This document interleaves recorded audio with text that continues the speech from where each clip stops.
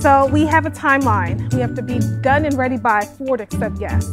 So we have an hour to set up. That's why I'm sweating, but we're working good.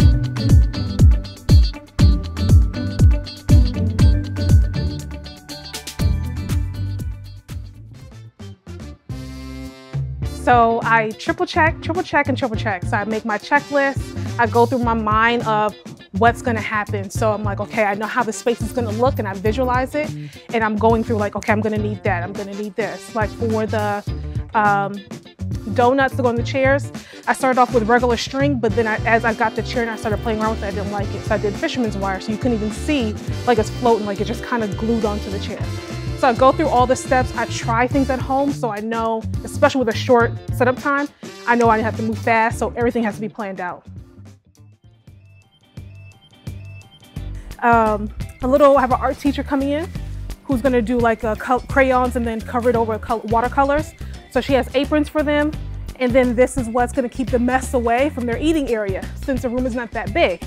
So I have more of these to replace, so when we eat, then they can eat. So kids areas, adult area, that's gonna be the cake and sweets. That's a photo booth if people wanna take pictures with Gabby. And then they have access to the playground, which I'm sure they're gonna love. And I have bubbles. Makes everything happy. Yeah, so usually I ask the child what do they want to do, but my daughter's indecisive. So we thought of something that she likes bright colors, she likes pink. We did Minnie Mouse last year, and I wasn't gonna do that again this year. So I think it's appropriate, she's 5, so it's like, oh, she's going into kindergarten, don't grow up. And I thought about donuts. And so then I looked on Pinterest. I love Pinterest. It's a love-hate relationship. A lot of clients love it, and then they think that they can be able to get that, not at the price point, but it does give me great inspiration. And so I looked for different things like the balloon garland that Michelle did, and the centerpieces. I was gonna do it, but I was like, you know what? I know Michelle's work. I used my vendor, but I knew how I wanted the kids' table to look with the donuts and just making sure the theme is throughout the whole room.